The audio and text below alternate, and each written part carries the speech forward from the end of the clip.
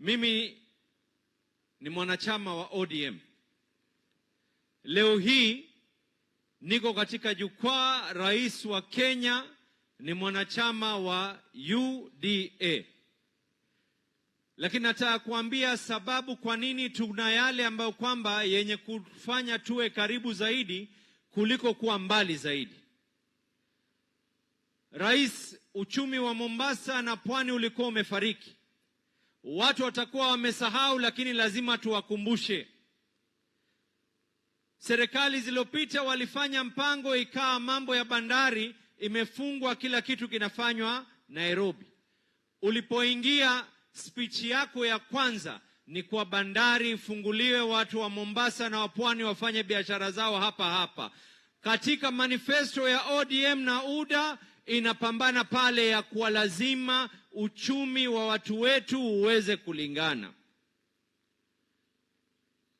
Manifesto ya ODM na manifesto ya UDA inazungumza habari ya universal health. It is my social responsibility kuhakikisha ya kuwa yale ambayo kwamba umeanzisha wewe kwa mara ya kwanza tangu historia ya Kenya, ya kwa kila mgonjwa aweze kwenda hospitali level 2 na level 3 bila malipo yoyote, bora umekuwa registered. Tunalingana na akili zetu sisi. Ya tatu, Your Excellency, na nataka wewe mwenyewe uje kuelezea ile partnership yetu ambayo kwamba tuko nayo katika mambo ya elimu. Partnership yetu ile ambayo kwamba tuko nayo katika mambo ya michezo kwa vijana wetu. Partnership yetu ya mambo ambayo kwamba tunafanya kuhusiana na afya. Na mimi mwisho nataka kuambia watu hapa, hili ndio muhimu zaidi. Why we are like-minded. Na nawaambia watu wote, kwa nini we are like-minded. Wengine walikuwa wanakuja hapa wanatuambia ya kuwa fedha iende kwa shareholders. Hii program hii leo, hamukuulizwa chama chenu ni gani? Hamukuulizwa kabila yenu ni gani? Hamukuulizwa mnatoka katika sehemu gani? Hamukuulizwa unamjua mwanasiasa gani? Msimamo wa rais, msimamo wa UDA is to have a Kenya that is all inclusive.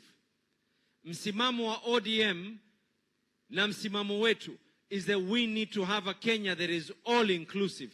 Ndio maana nyinyi nyote mlioko hapa, hakuna ambaye kwamba aliweza kubaguliwa ya kwa wewe ni chama hiki ama chama hiki, wewe unaenda upande huu ama upande huu.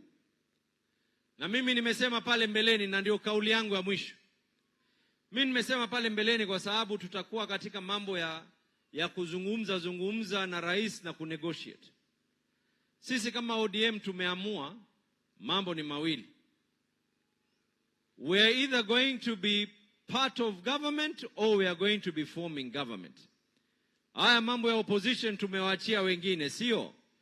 Na tunawaambia wengine, ikiwa mnataka kwenda kuongea na wengine, endeni mkaongee na wengine, lakini mutafute manifesto nyingine, kwa sababu manifesto ile ambayo kwamba yenye kufanana na manifesto ya ODM so far, out of all the parties and all the leaders, the only one that we can see that has a close resemblance is that of UDA. Kwa hayo mengi, Your Excellency, asante sana na congratulations on this wonderful initiative. Asante sana.